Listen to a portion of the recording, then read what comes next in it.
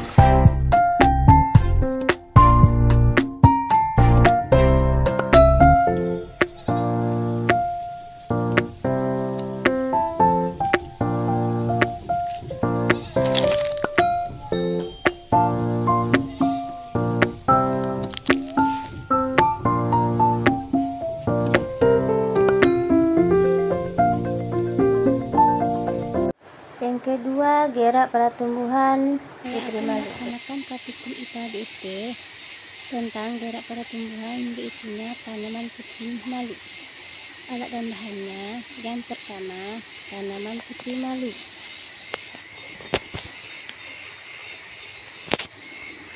Seterusnya, kotak atau kardus, jam tangan, alat-alat tulis dan penggaris. Yang pertama, gerak seismonasti ialah gerak nasti yang disebabkan oleh rangsangan berupa sentuhan. Yang pertama, sentuhan halus.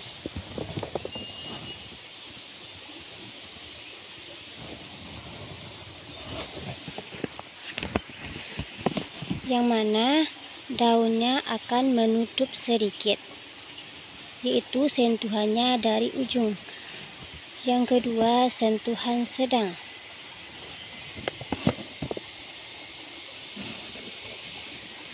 Yang mana daun akan menutup di bagian yang terkena sentuhan, yaitunya dari ujung ke tengah.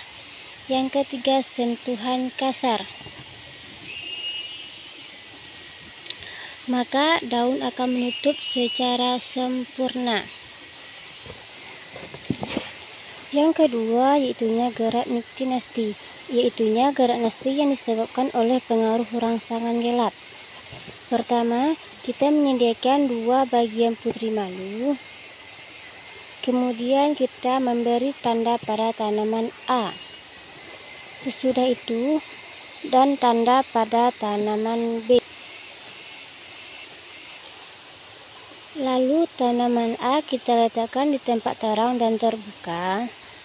Sedangkan tanaman B kita tutup dengan kardus atau kotak yang kedap cahaya dengan pelan-pelan. Dan membiarkan tanaman B ini selama lebih kurang setengah jam atau 30 menit. Setelah 30 menit, bukalah dengan perlahan atau tidak menyentuh tanaman putri malu tersebut. Inilah bentuknya setelah 30 menit. Lalu kita amati apa yang terjadi dengan putri malu dan kita bandingkan dengan tanaman putri malu pada tanaman A. Inilah tanaman putri malu pada bagian A yang diletakkan di tempat terbuka. Maka daunnya tetap sempurna. Inilah percobaan niktinasti pada tanaman putri malu tanaman A. Maka bagian A mula-mula tetap terbuka dan setengah jam kemudian masih tetap terbuka. Sedangkan bagian B mula-mula terbuka dan setengah jam kemudian menutup. Dan setelah diletakkan kembali di tempat yang terang, mula-mulanya terbuka dan setengah jam kemudian sudah kembali terbuka.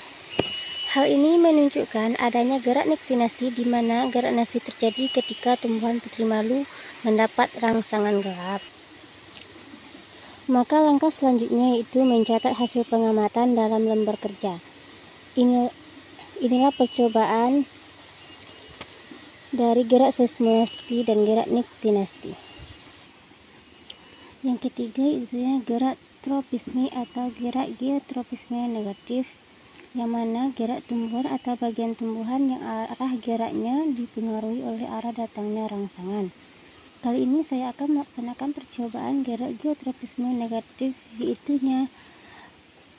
pada kacang hijau, yang mana alat dan bahannya yaitu yang pertama pot atau gas plastik terdiri dari 2 buah, panas secukupnya, biji kacang hijau secukupnya, dan air secukupnya.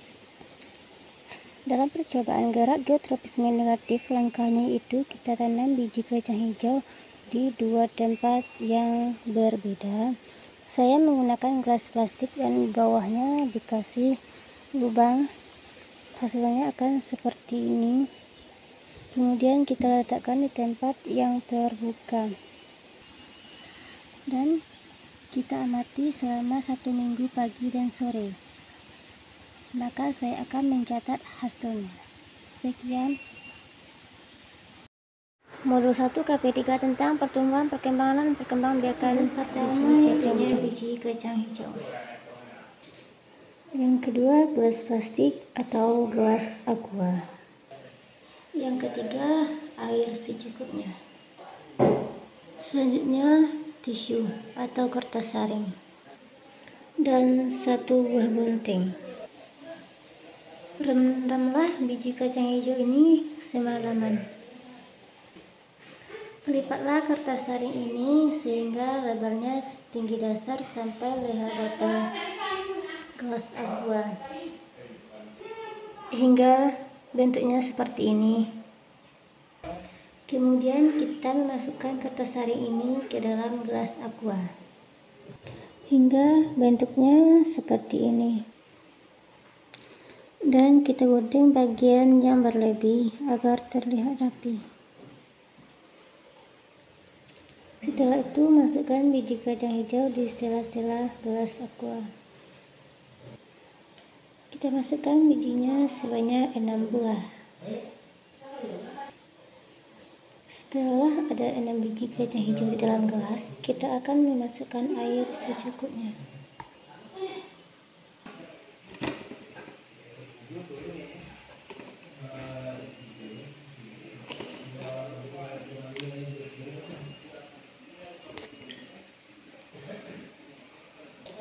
Tujuannya hanya untuk membasahi kertas saring saja. Setelah ini kita akan melakukan pengamatan tentang pertumbuhan dan perkembangan biji kacang hijau selama 2 minggu. 2. Pertumbuhan dan perkembangan hewan, yaitunya tentang pertumbuhan dan perkembangan lalat buah, yang mana alat dan bahannya adalah yang pertama botol plastik yang berukuran besar, yang kedua tisu, yang ketiga pisang, yang keempat botol, yang kelima sendok dan piring, yang keenam adalah lalat buah. Langkah selanjutnya kita haluskan pisang ini terlebih dahulu.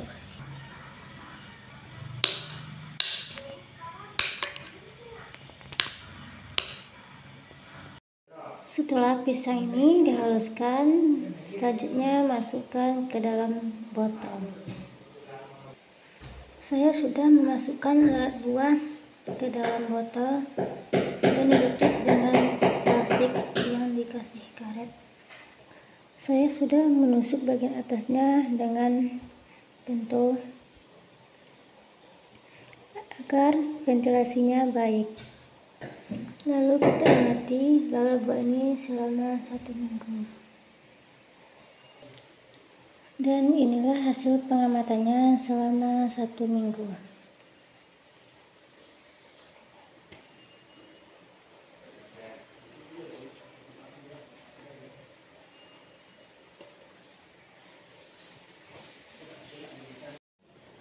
Yang ketiga, perkembangbiakan tumbuhan pada bunga kembang sepatu.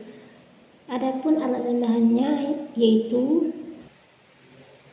yang pertama bunga kembang sepatu, yang kedua pisau, yang ketiga log atau kaca pembesar, yang keempat pinset,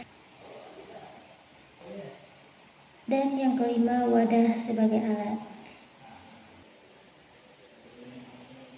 Ini merupakan bunga kembang sepatu dengan bahasa Latin Hibiscus rosinensis. Bunga sepatu ini berasal dari Asia Timur dan banyak ditanam sebagai tanaman hias atau tanaman obat, dan juga bisa sebagai bahan makanan dan juga sebagai obat. Kali ini kita akan mengamati struktur dari bunga kembang sepatu.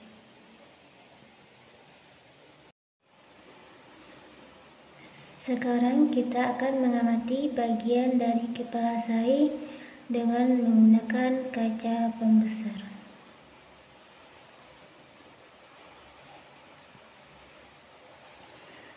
Yang bertujuan untuk melihat apakah ada serbuk sari. Dan setelah kita amati, ternyata di bagian kepala sari terdapat serbuk sari yang berbentuk seperti tubuh. Setelah mengamati serbuk sari, sekarang kita akan menghitung jumlah dari benang sari. Sebelum menghitung, kita singkirkan dahulu mahkotanya. Setelah kita singkirkan mahkotanya, inilah bentuknya. Maka langkah selanjutnya kita akan menghitung benang sari dengan menggunakan pinset. Sekarang langsung saja kita hitung. Setelah saya hitung, jumlah benang sari pada bunga kembang sepatu terdapat 79. Setelah kita amati, benang sari tidak melekat pada mahkota bunga, melainkan pada tangkai putik. Selanjutnya, kita akan membelah bagian dasar bunga sampai ke tangkai putik. Ini sebelum dibelah. Setelah membelahnya, maka bagian dasar bunga sampai ke tangkai putik. Seperti ini bentuknya. Ini merupakan ovarium dan di dalamnya terdapat bekel biji. Kali ini saya akan melakukan praktikum IPA DST, yaitu tentang ekosistem darat. Yang mana alat dan bahannya? Yang pertama, alat tulis.